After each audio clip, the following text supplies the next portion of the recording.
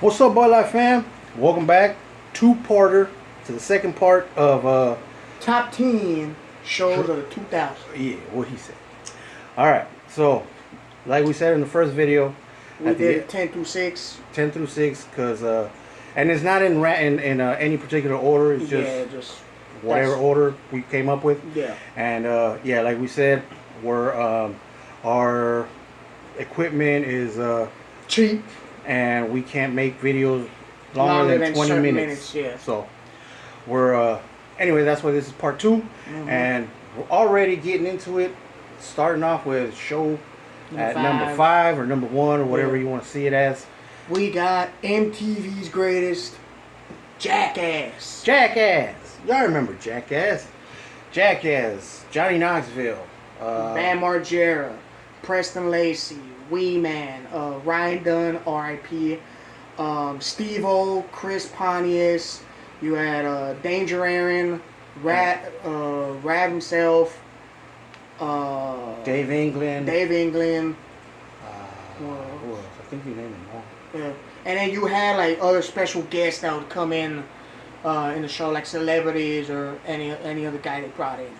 And then this was also Jeff Tremaine. Jeff Tremaine, yeah. I don't know if he was a director, the co-creator, or something like that, but yeah, he would come out in some episodes. Did you mention Bam Margera? Yeah. Yeah. So Jackass. When Jackass came out, man, it took the it seems like the world by storm, because everybody was a goddamn fan. I remember going to the I remember watching the show, and I was like, what the hell are these fools doing? These fools are crazy, but it worked.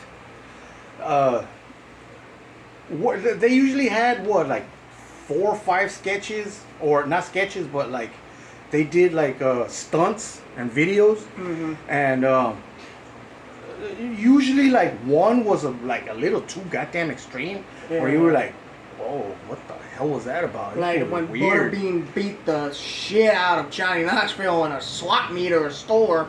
Like they were in a big 5 or something. Yeah. And like these fools are wild. You had Chris Pontius' party board with want to party.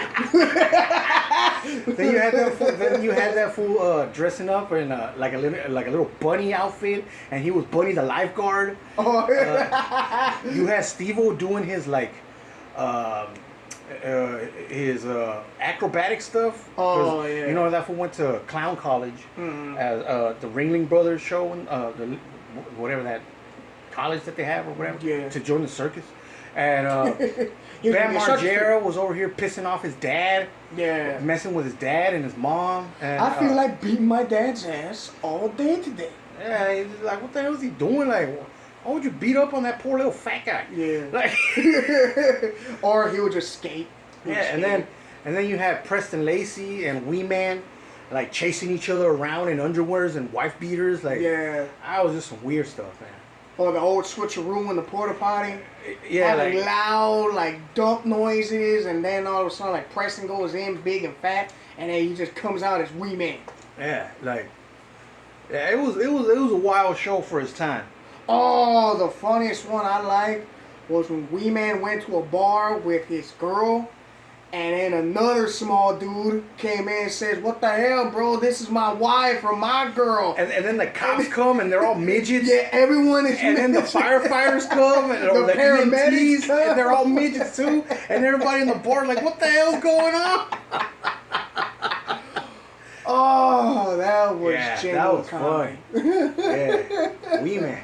And then I don't know if Wee Man still has his chronic tacos, but I think you know, everybody's. I'm pretty sure everybody's doing good.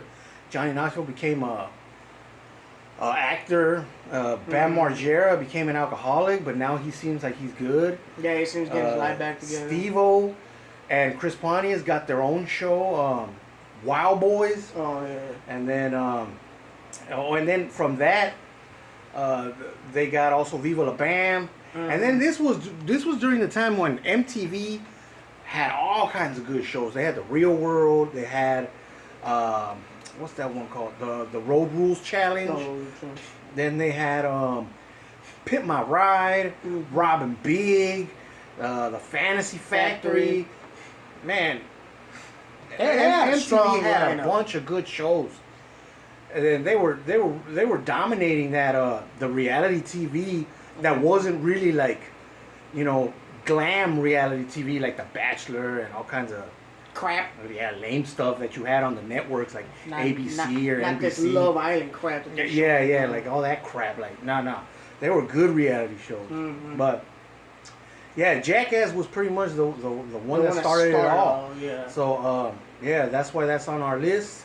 And moving on, we go to a Fox show where it was basically dominated by a stand-up comedian, the late great Bernie Mac, the Bernie Mac Show. Man, R.I.P. Bernie Mac. If you were a fan of his stand-up, you love this show. Yup. Because you had a lot of his stand-up material in it, and you just had like you know, typical suburban household stuff, like situation and stuff. Because basically the premise of the show was Based Bernie off Mac, of one of his stand-up jokes, actually. and I think this is real life. I don't know, I might be wrong. But, Yeah. it was Bernie Mac. He took over his sister's three kids, which was Jordan. Vanessa, the oldest sibling, Jordan, the middle kid, and then I baby think her girl. name was Brianna, But Bernie called him baby girl. Yeah. And then you had his wife Wanda, and they lived in, you know, a plush house in luxury and somewhere in LA. Bernie Mac always kept the hood. That's what I loved about it. Exactly. And you know, he showed like all kinds of situations where he got into. He had to discipline his damn kids because they were wild. They were acting like baby's kids and stuff.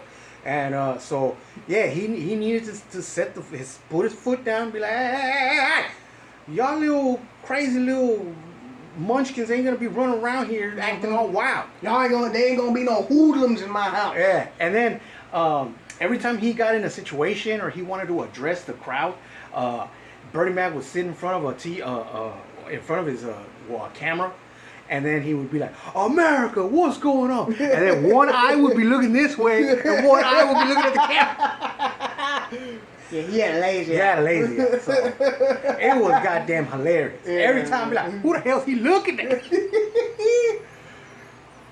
Especially like how he would regulate the kids and like try to yell at them. Cause like there was one scene where he's dropping off Jordan at school, and this fool like hit his brand new car door on a fire hydrant, and he was like, Jordan, I know you did just mess up my car. Oh, Jordan, what's wrong with you? You got them glasses and you can't see 4 eyes? You damn beetle! Just yelling at him and everything, and you had the parents And looking at then him. the teacher comes out and is like, "Mr. Mack, I think we need to have a discussion." And he's like, "Oh, hell." Like, man, but it's what happens, man. Yeah. I think, you know, back in those days, probably still in the early 2000s, you were able to just give them a good smack to your kids. You know, that's how you raised them right. Exactly. You had to be tough with them, show them tough love, and not be all lenient and all this like, oh, come on, do this, do that. You're gonna get a timeout. Not F all that. Timeout. That stuff don't work. What the hell's a timeout? You gotta be tough with these goddamn kids. That's how you raise them right. Yeah. That's how you raise kids to respect your elders, to respect other people. That's how why you teach have you- all these weird ass fools running around now. Yeah. They weren't raised right. Just throwing tantrums left and right. Like if they're still 5 years old. What the hell wrong with y'all? Yeah, like, man, that's some weird ass fools. But if y'all would have been raised like us, getting a smacking, getting a hey, act right before I make you act right. That's how you're supposed to raise children. Exactly. Just give them that look. And they'll shut up right quick. Anyhow, Yeah, that was a Bernie Mac show, man. That was a good show. yeah, but yeah, basically, it still showed a positive message, because at the end of the day, even though you hate these goddamn kids, or like they make you or they you know, had their problems with each other. yeah, like, and like somehow it would get resolved, and they would meet in the middle and realize each other's faults. yeah, and you know, at the end of the day, it's still like, all right, love you guys. See Yeah, you tomorrow. nothing but love, man. Yeah, so it was a real good show, positive show, and A lot of life messages. yeah, and a lot of good comedy because Bernie did a lot of his material on there. So, R.I.P. Bernie anyway. But the next show, moving on. Going to another great anime show called The Boondocks. The Boondocks. Mm-hmm. Now, if y'all never heard of the Boondocks, that's because you either don't watch cartoons, don't watch Cartoon Network, or don't watch Adult Swim, or you're losers. Or how back in the day, they used to try to tell me sometimes, like, hey, fool, you're not black, why you watching this show? I'd be like, man, shut up, fool. You know, it was a show where This was the most hood cartoon you could ever see. They had all the slurs, all racial slurs, and all hood jokes. It's like, damn. all kinds of profanity. Honestly, Oh, in the beginning when I first watched it, I would have it on low volume because I thought like, this can get out of line. Like with what they saying. Yeah, they were wild. They came out the pocket wild. Like, wow. Like, I remember I watched this show and I was like, I don't think I'm supposed to watch this show if I'm not black. But then, you know, all the black homies were like, hey, fool, you watch Boondocks? And I'm like, yeah. They're like, oh, hell yeah. That's you a hood fool. Like, hell yeah. Like, you know what's up then. And it's because, okay, the Boondocks. You had Riley and Huey Freeman, played by Regina King. Yeah, and this is all voiceover work because it's a cartoon. Yeah. And then you had a Grandpa, which Granddad is by John Witherspoon. John Witherspoon. Y'all know John Witherspoon. R.I.P. Craig's Daddy and Friday. Mm-hmm. And then you had Cedric Yarbrough playing the lawyer, which was like a neighbor or something like that. Tom. And then I don't know his name, but the dude that played Uncle Ruckus was the big fat black guy in Malcolm in the Middle. Yeah, I know y'all fools know. He's the one that lost weight later on. Yeah. But he was a big fat black guy in Malcolm in the Middle. Yeah. But his character was the most unhinged, racist mother effer. Man, but he was hilarious. He had a messed up eye, just popped out. Yeah, he had like a weird ass looking eye, weird ass fool. He had some busted up ass boots covered in duct tape. They always had him working some weird ass jobs. Yeah, he always had gig jobs, like little side gig jobs. Like he was a janitor, or he was like a gardener. He was a lawn cutter.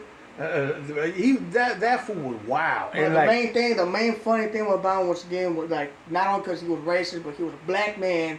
And he was racist towards black people. Yeah. And that fool always considered himself like a white man trapped in a black man's body. and that fool would come out of some out of pocket stuff, man. Like he would say, what would he say? Like, oh my God, let's take care of all these white children. We gotta protect these white children. Oh, you black. You black heathens, you go on with the criminals. Here. Yeah, like this is where your life is heading anyway. It's like what the hell? Man, that was some wild stuff. Yeah. And then, but then you had Huey. Huey was the one that was an activist. That was more like an activist, like a philosopher. And that fool. Oh, and the best thing about this show is like they incorporated martial arts. Oh, yeah. Somehow Huey and Riley knew how to fight. Yeah. Well, Riley knew how to box, but Huey was more of an actual martial artist. Yeah, like they had nunchucks. They would break brooms and just use the top stick as a bow, and a bow staff, and it's like. And then they had an episode where Stank Maynard, which is an old man. Old man. Yeah, a blind old man that got into it with Granddad. And then he comes back, so he hires Bushido Brown, which is supposed to be like a Bruce Lee type. Like the Black Bruce Lee. Yeah, and like, that episode went wild. Mm-hmm. That episode went wild. If you don't know, man, Look up the Boondocks. Yeah. Go and you're gonna be like, oh my god, this was allowed to be on TV. Like, but it was still a great comedic show, man. Yeah. The topics they had, like they had some real life topics. They had some over the edge, like kind of cross the line, but still like still good topics. And yeah, man, it was just a great ass show. yeah, that's some real hood stuff. But if It you're, was hood-based. if you're sensitive to the N word, yeah, you can't watch it because they say it every damn episode. Yeah, they'll bleep the F word, the S word, Oh yeah. all these cuss words, but they'll leave the N word not in that there. word. Yeah, like I was like, what the heck? This is wild. Well, it was hilarious, and we loved that show growing up. Oh, and not even growing up. I was like 21 when I was still watching that show. I think I was a teenager. Yeah. Anyhow. But yeah, man. Watch Boondocks. Hilarious. Next show. At Boondock, we got a show that's still continuing now that actually just came up with a new season. We got South Park. South Park. You got Trey Parker and Matt Stone providing all the voices and most of the writing for Cartman, Kenny, Stan and Kyle. Randy Marsh. You got Mr. Garrison. You got what's his name? Mr. Mackey. Oh, You got Mr. Garrison. I said Mr. Garson's a teacher. Oh, and no, Mr. no. Mackey's Mr. a Mackey, goddamn counselor. Oh, yeah. Okay. We're gonna take a look at this video. And then you have Clyde, you have Butters, you have Token, you have Wendy, you have Baby, you have all side Timmy. Oh, Timmy, and Jimmy Varn. Like, Jimmy. Hey, look, fellas. You had him playing in an episode as a Crip. Oh, don't be talking stuff about my fellas now. I'm cool like a fool in a sweat. Boom.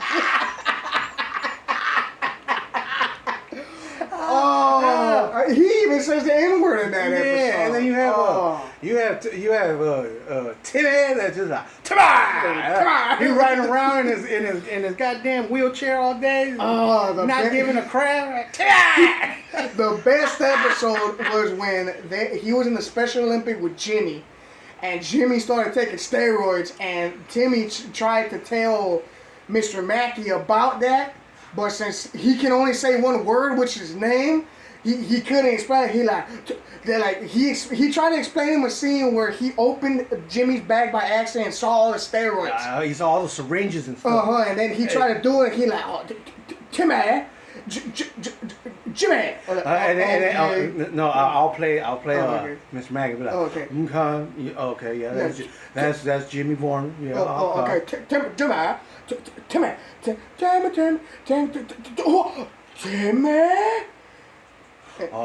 Yeah, that's Jimmy Vaughan. Okay. What are you trying to tell me here, Tim? Timmy. Oh, okay, we'll get you. And then he just screamed again like, like you don't understand. Oh, man. Oh. Hey, and then Butters, Happy-Go-Lucky Butters, man. That fool's one of my favorites because I guess he's based off a real character. Oh yeah. I guess it's one of their friends or something, right? It's their friends, but I think he's their art manager, like their media manager. He used to be a kid that they knew back in the day, I think. No, it's like one of their managers or something. Uh-huh. But he's like, hey, that's our Butters right there, and he'd be like, hey, we're gonna go over here and we're gonna do this, okay? I'm like, I don't think so. That's gonna be awfully man. I'm gonna be awfully man. Or like, no, my dad's gonna be mad at me. Yeah, like, man. But anyhow, the whole South Park universe is hilarious. Randy Marsh, like we said, all the characters, and then they voice, like we said, most of the characters. Yeah, They like- just use auto tune to like change a few things, but Yeah. those guys are doing great, and now they're billionaires. And then they're not even afraid to push the limits, like with the topics, Yeah. with their characters. Like the recent episodes with Trump and with and Charlie Kirk and and Ice and all the raids. yeah, Man, yeah, those they fools push are great. boundaries, man. Those fools are great. They're doing good stuff with that show. Badass. All right, But now, last but not least, the greatest show that ever hit the 2000s. We got Comedy Central's Chappelle Show. Chappelle Show. Chappelle Show. Chappelle Show. Ow! Woo-hoo-hoo! Woo-hoo! Yay, yay, yay! Let's start the show. Dave Chappelle. Oh, man. Damn, man, that still brings memories, man. Mm-hmm. That show was the best. Sketch comedy. You had I don't think improv, but you had all his sketches were written by him, performed by him. Then you had Donnell Rawlings. I actually met Donnell Rawlings one time. I used to work at Dearden's in Van Nuys. That place don't even exist no more. But he was buying like a little like drawer like a drawer set, like 5 drawer stack. I don't know what the hell you call that. But he was buying that, and he put it on top of a tiny ass little like Miata. And he just stuck it in the roof, and he just got a bunch of twine and wrapped it around. And he had this little Asian lady with him. But I took a picture with him when I used to be like 350 pounds. And but I lost that picture because it was on an old ass phone. But yeah, man, Donnell Rawlings. You had Charlie Murphy. You had the co-writer Neil Brennan. Oh, yeah, And Neil Brennan. but yeah, all his sketches were the best, man. Oh, Patrice O'Neal? Patrice O'Neal was in the sketches, but he wasn't Oh, he wasn't a part of it? yeah, he wasn't a part of it. Ah. But yeah, man, who doesn't know Dave Chappelle? Mm-hmm. Not only from his comedy, but from Chappelle's show. Mm-hmm. You had Clayton Bigsby. You had You had Ask a Black Guy, Paul Mooney. there you go. You had Ask a Black Guy with Paul Mooney. You had Charlie Murphy stories. the with, real Hollywood stories with Charlie Murphy and Rick James. Rick James and bitch. Prince. Yeah, and then he did that thing with Prince. You had that parody where he did with Making the Band with Puff Daddy. Oh, yeah. I want y'all to go and give me a sugar cookie. And it's, who was it? White Clef, I think, supposed to be? Wyclef was in the studio, and then I guess it was the real show, Making the Band, and there was a contestant on there named Dylan. Oh, yeah, And Dylan. it's like, oh, come on, guys, which one? Who are the best 5 rappers of all time? Think about it. Dylan, and Dylan, because I spit hot fire. And then I guess this really happened on the show where Wyclef was working with him, trying to produce a track, and then he's like, he was like, I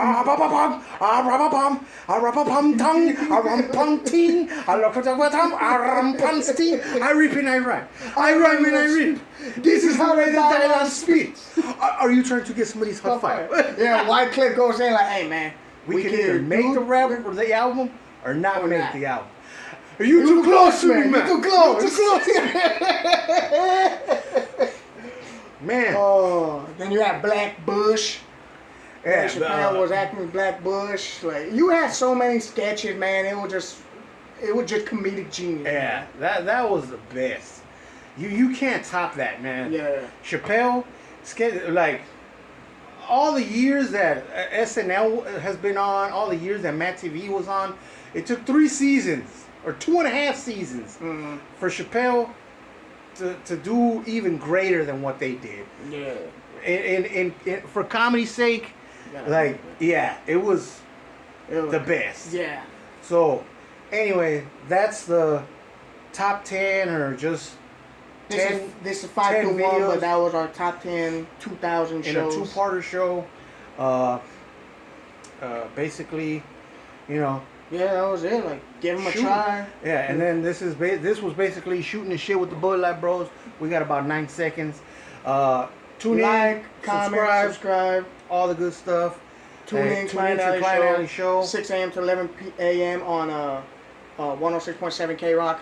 Anyway, this has been the Bud Light Bros. It is what it is. Woo! We'll catch you on the next one. Yeah.